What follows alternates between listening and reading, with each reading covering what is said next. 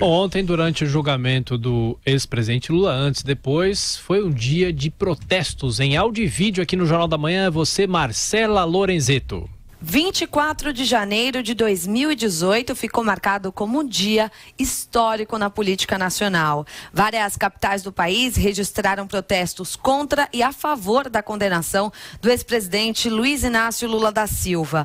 O julgamento no Tribunal Regional Federal da 4ª Região terminou com um placar de 3-0 desfavorável ao petista. A sessão em Porto Alegre durou mais de 8 horas e julgou o recurso do ex-presidente no caso do triplex do Guarujá.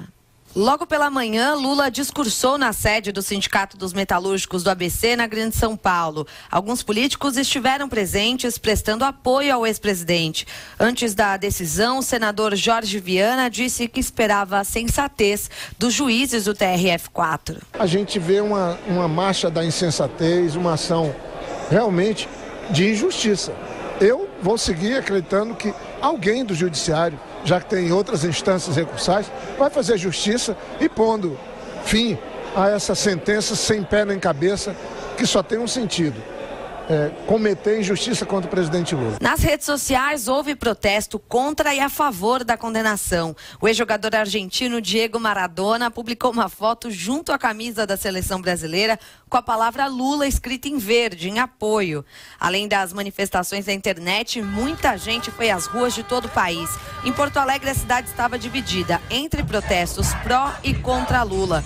Pouco antes do resultado, a líder do PT, senadora Gleisi Hoffmann, fez um discurso inflamado, convocando os manifestantes a atos radicais caso Lula fosse condenado. Então eu queria, companheiros e companheiras, dizer para vocês que nós temos que nos preparar para lutar. Nós temos que nos preparar para ficar firmes, nós não podemos amolecer. Por isso, a gente tem que radicalizar na organização popular. Em São Paulo, movimentos a favor da condenação de Lula se reuniram na Avenida Paulista, na altura do MASP. A Carla Zambelli, líder do movimento nas ruas, rebateu a fala de Gleisi Hoffmann. Ela é uma presidente de um partido acusada de roubar aposentados. Que espécie de moral tem uma mulher como essa?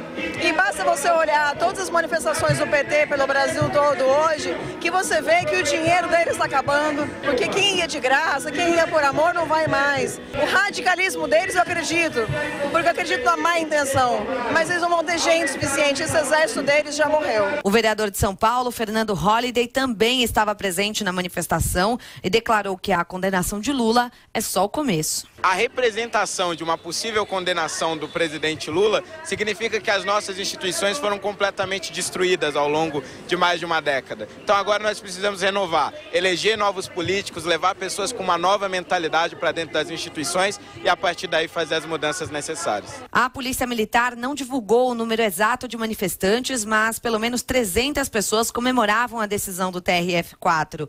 O contrário da Praça da República, também em São Paulo, que estava cheia de apoiadores do ex-presidente. De acordo com os organizadores, pelo menos 50 mil pessoas encheram as ruas para ouvir Lula falar. Em meio a militantes, o ex-presidente reafirmou que é inocente logo após ser condenado a 12 anos e 1 mês de prisão. Eu não estou preocupado se você é candidato a presidente, não. Eu quero que eles peçam desculpa pela quantidade de mentiras que eles estão contando contra mim já faz 4 anos.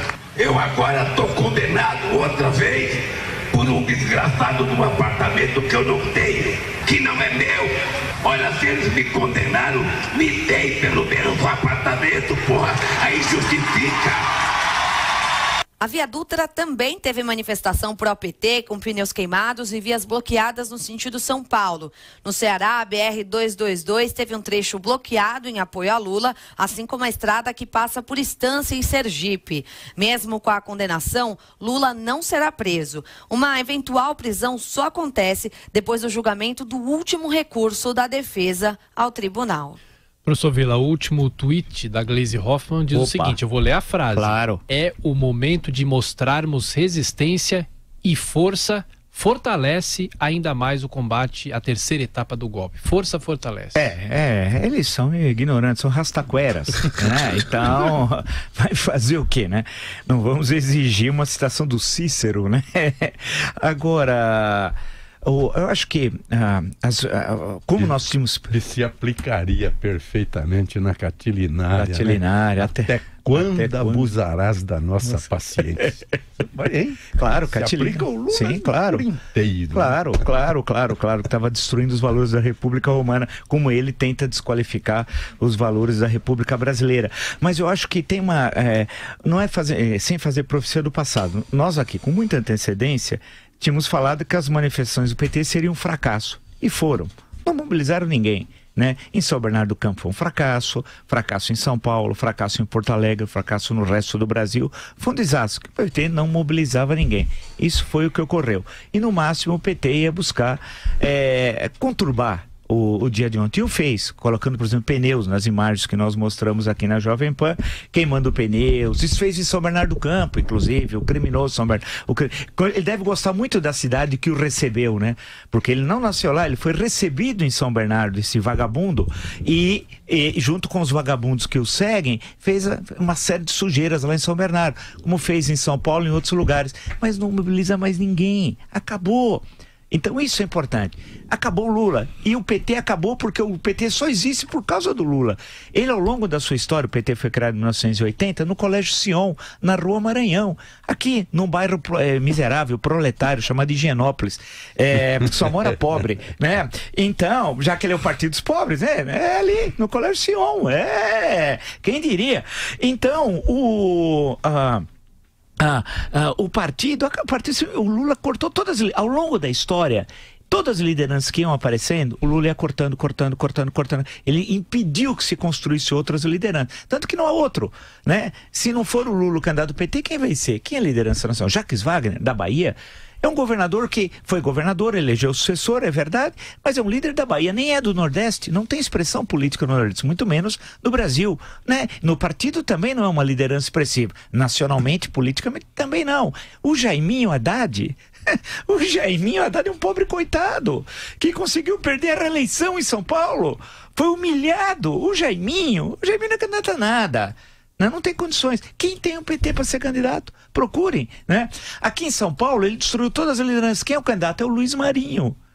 Que é um jeito inexpressivo, que foi fragorosamente derrotado em São Bernardo do Campo agora, com seu candidato, que sequer chegou ao segundo turno. Então a situação, o partido está destruído, o Lula está destruído. Eles vão tentar melar o jogo. É essa a história. Quando ela fala em radicalizar, desqualificar, isso, vai melar. Isso é a minha preocupação, e ontem nós discutimos isso. Tem a questão criminal, muito bem exposta pelo José, e tem a questão eleitoral. As duas correm em paralelo. Claro que pode, uma não exclui a outra.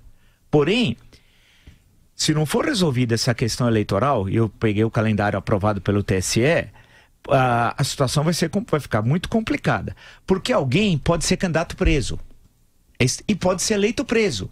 E na prefeitura já ocorreu isso. Às vezes parlamentar, tá preso e sai para ir votar. Votar. Câmara. A lei permite que alguém seja, na esfera das prefeituras, vocês acompanham as eleições municipais, o sujeito tá preso, é candidato preso, ganha a eleição preso e administra a prefeitura preso. Como já aconteceu.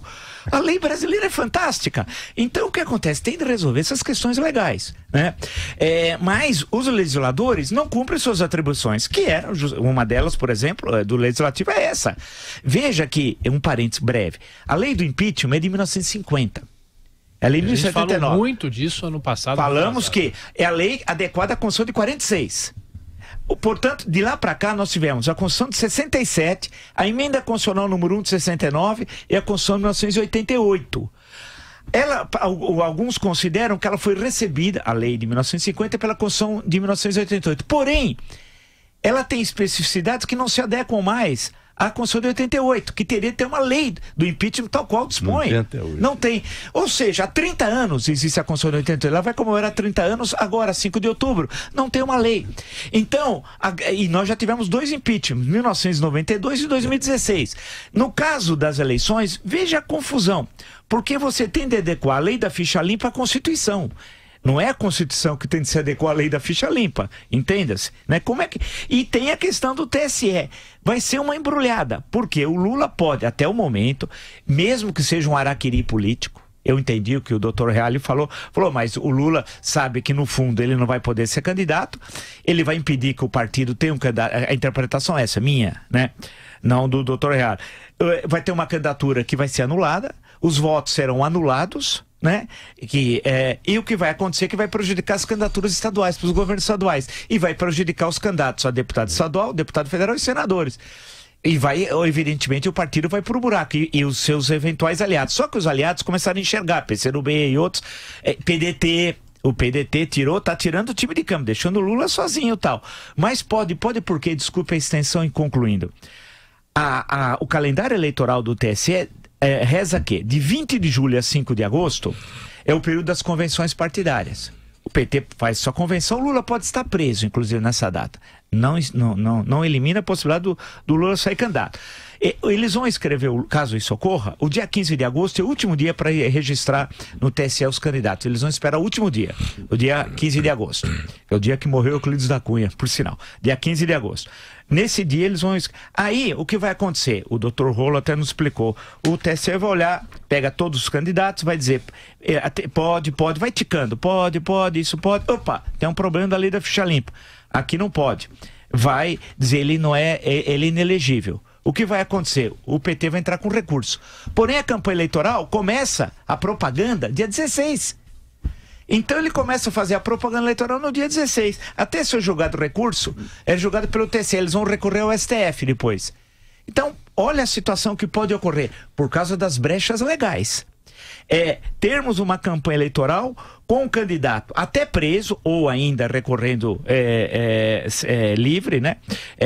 Momentaneamente, mas pode estar preso, que no fundo não poderá ser candidato, vai ser vetada, vai ser impugnada, melhor dizendo, a sua candidatura, porém ele pode estar até na urna eletrônica. E aí pode ocorrer a seguinte situação, nós estamos no terreno das hipóteses.